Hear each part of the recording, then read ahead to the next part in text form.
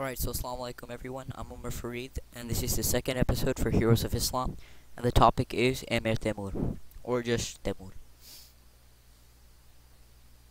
So some of you might be wondering, why did I choose Timur? Well, like I said, he's also one true hero of Islam that has been misconcepted by history itself.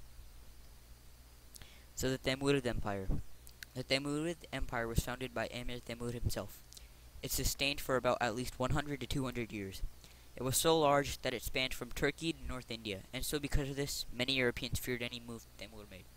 Not just people, but also many Muslims disliked the Timurids due to various rumors and acts they are said to have made. Another possible reason could have been because the Mughals were their descendants. The unusual fact is that some Europeans favored him, while Muslims did not. They did, however, have a rivalry between their cousins, the Ottomans. So who was Timur? Emir Timur was born on April 9, 1336 to two direct descendants of Genghis Khan, which was not a good start for him. He is detailed as a Turkish, Afghan, and Mongolian ruler. When he was young, he was kidnapped along with his mother and a few of his brothers by a Khan from a different tribe. As he tried to steal a horse to escape, an archer shot two of his right fingers in his right leg, which resulted in a scarred limping life, which gave him the nickname Timur Lung, or Timur the Lame, also known as limping. His rise to power made him a one-man army. He envisioned that he was a heir to Genghis Khan, therefore had to reunite his kingdom. He converted most of the Borjigin clan members to Islam. He is known to be one of the greatest heroes of Islam. So Timur's reign.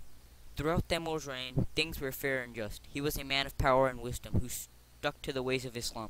He did not harm women and children and did not kill innocents for sport. He made sure that his prisoners were kept in comfort like in Islamic tradition. He is also known to have a very kind and strict personality.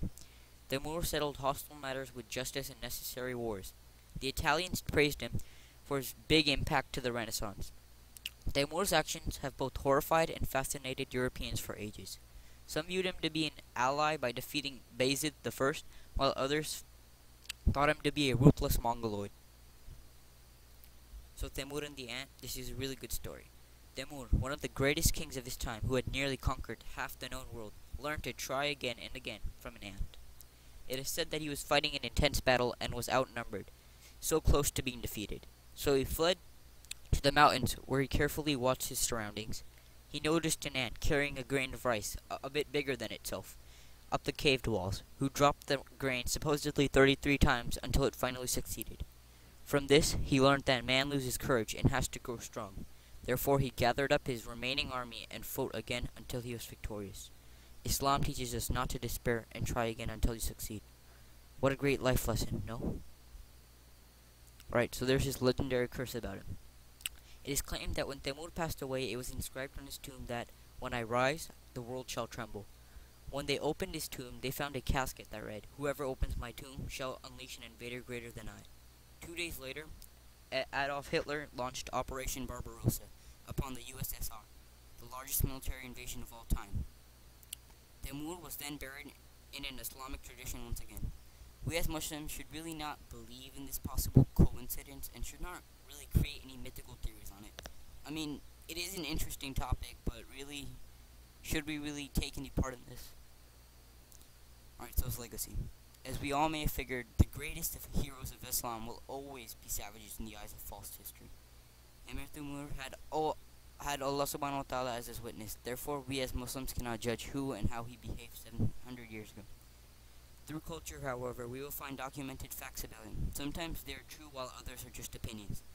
As usual, Emir Timur is one of the greatest true heroes of Islam that I will always look up to and reflect on. We cannot just believe in false opinions and state that they are true. We must have supportive evidence as well. So my credits. Unfortunately, Lost Islamic History really had nothing about him, or I couldn't find it. Wikipedia, of course. DeviantArt, for some of my pictures. Google, obviously, and Google Images for a lot of the pictures. And then historical novel on Timur in Urdu. That's just like a novel I read about him in Urdu. So yeah. If you guys liked it, or if you guys enjoyed it, like it, subscribe and leave us a comment. And inshallah, I'll be having another video or episode on by this week. Alright, so until next time, Allah Hafiz.